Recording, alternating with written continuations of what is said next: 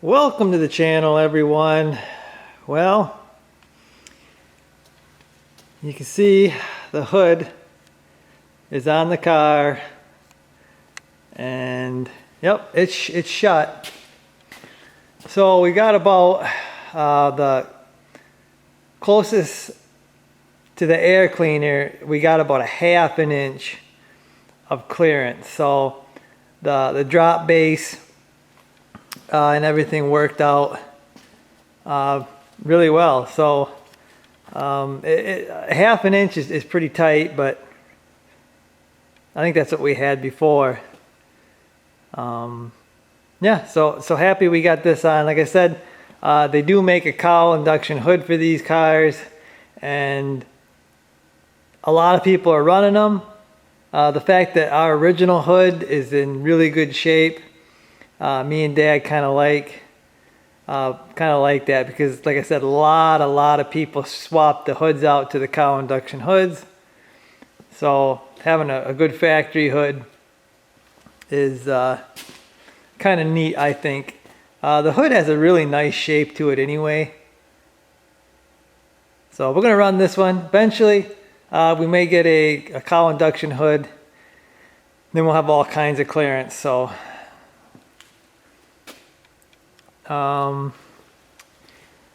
yeah, I haven't run the car much, just kind of played with the timing.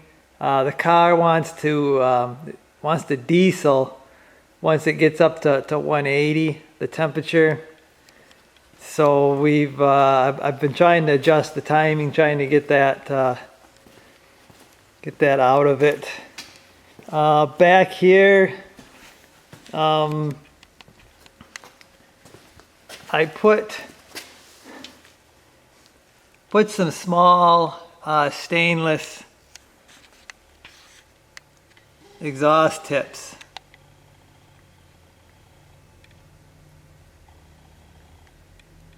On the car. They go from the 2.5, I believe they're 3-inch, so they do go up in size a little bit. Like I said, they're stainless, so they shouldn't do anything. You can see them; they just kind of peek out there just a little bit. Anybody that knows these Camaros, they know that the pipe would come out, and it'd come out and it'd stick out a little ways, and that's fine. It was like a chrome piece. That's fine if you got like a 2-inch pipe. That's what they came with, I believe. It's like a 2-inch pipe. That looks okay with a 2-inch. We've got 2.5 now, and the 2.5 is just too big. I mean, it just looks really bad. I believe you can get a polished stainless 2.5-inch pipe that'll come out of there from Pipes. That's the exhaust we have. I think you can get one, but like I said, it just looks really bad. And me and Dad agree that that's a good look. You know, just a little bit of exhaust tip there.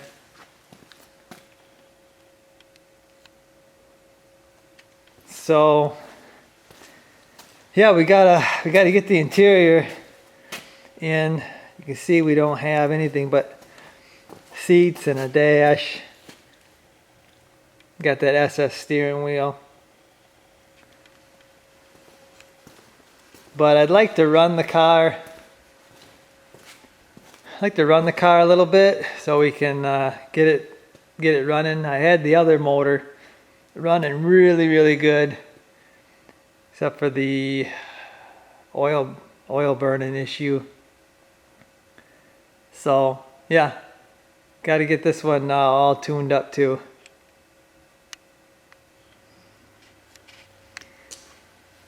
So under the hood here, really happy with everything. You know, everything seems to be working out okay.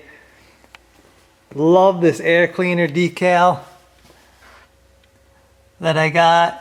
That's the 396 from 1970. That's what would have been on the factory. Chrome air cleaner. Then the turbojet. They didn't have 500 horse back then. The 396. I'm not sure what it had for horsepower, but it wasn't 511 horse like this one has. It's a big block. This is a small block, but it's still a 396. So really happy with that air cleaner. I love that air cleaner. About the only thing that I'm not happy with in the engine here, the engine bay, is this sensor right here. I mean, that looks horribly modern, and I was really trying hard to keep this looking very 1970 under here. So I don't know. I really don't know what to do with that sensor. I wish they had like a 90-degree plug. I think if it was like a 90, it would be a little easier to hide right there, but I don't know. It is what it is. We got to run that for the gauges.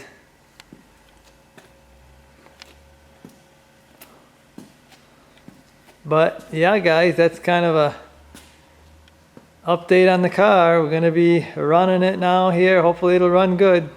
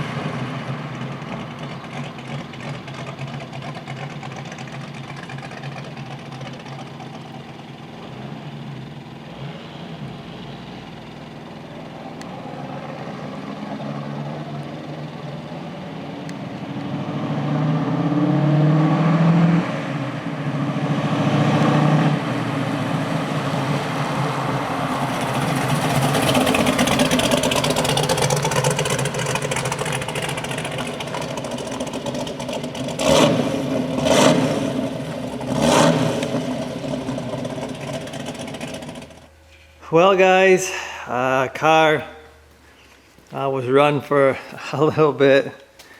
Dad took a very short test drive, and guess what? Another problem. This is getting laughable at this point, but the fuel pump is spraying oil all over the place. You can see it's all over the inner fender. It's all over my catch can there. It was all over the radiator hose, but I wiped it up. Anyway, so from what I saw when it was running, oil is running out of this little hole right here. I'll try to zoom in on that, see if I can't get a better shot. Right there, that hole. So oil is running out of that, and actually it must have been spraying, because like I said, it's sprayed all over the place. So I've never had this issue, but I looked it up, and I guess it's you know, it happens. And I believe that's like a weep hole, so when the seals go bad, it's like a water pump, you know it's bad. I don't think there's any fuel in the oil. I'm gonna get a second opinion from Dad. Maybe we'll just change it out just in case. This is I don't know, a few mile drive, test drive, just to kind of see if everything was okay. That fuel pump is an Edelbrock. It's well, probably 3 years old, but I mean, it's probably got less than 500 miles on it. It was run on the other motor. And it seems like a lot of the people that have this problem, they have like a year and a half or 2 years on the fuel pump. So, I mean, it's not the end of the world. I got to change it, but it's still another problem that I got to go in there and I got to change a part. I got to take gaskets off. I got to reseal it. I got to figure out the fuel line again. I have another fuel pump on the 400 here that's going in the 70 pickup. It's not going in today or tomorrow or anything, so I can rob the Edelbrock fuel pump off this, I think. This one's a little bigger. This is I think it's their better one. I tried looking for that one that's on his car. It seems like they don't have it, or they discontinued it or whatever, but this one was running good, so I think I'm just gonna rob this one. I've got Holley stuff all over this anyway. Got a Holley carb, Holley valve covers, Holley fuel pressure gauge. So I think I'm going to just give him this one, and I'm going to get myself either a Holley one or some other one. But it's got a -6 AN fitting, so that should be the same. The thing is, I don't know what rotation this is on, if it's going to work out where these are.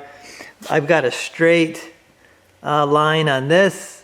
On his, I got a 90 pointing down, so I might have to get that. So it's not just a quick swap over. It's going to take a little bit of time. So I think that's what I'm going to do for now. I'll get a new pump for this, and yeah, I got to get to work. Says I got to get this sealed up so it can sit, so we can test it out again. Okay, so the new pump is in there. You can see it's quite a bit bigger than the other pump. This pump is supposed to, I think, handle up to 600 horse. You know, we got 500 horse here, so hopefully this is a better pump. The hose right here is it's trying to kink right here. And I made up this piece here for the other pump because I was having trouble with it kinking. And I also had a 90 down. Well, I can't do a 90 down on this one because it's quite a bit, like I said, it's quite a bit a bigger pump. So if I go down, I get into the steering here. So I had to come straight out like it was. And like I said, hopefully this little bit of kink there. I tried different lengths of hoses trying to get it to stop do that. That was about as good as I could get it right there. So I don't know, I guess if we have a problem with it, I'll have to do something, but anyway, it's in there. Hopefully this one does not leak, and we can maybe get some test miles on the car. So I gotta let the sealant in there sit. They say 72 hours because they don't want you using Teflon tape on that fuel pump for some reason. But yeah, hopefully, guys, this is the end of the issues. Yeah, we'll run it some more, and I'll let you know how it goes.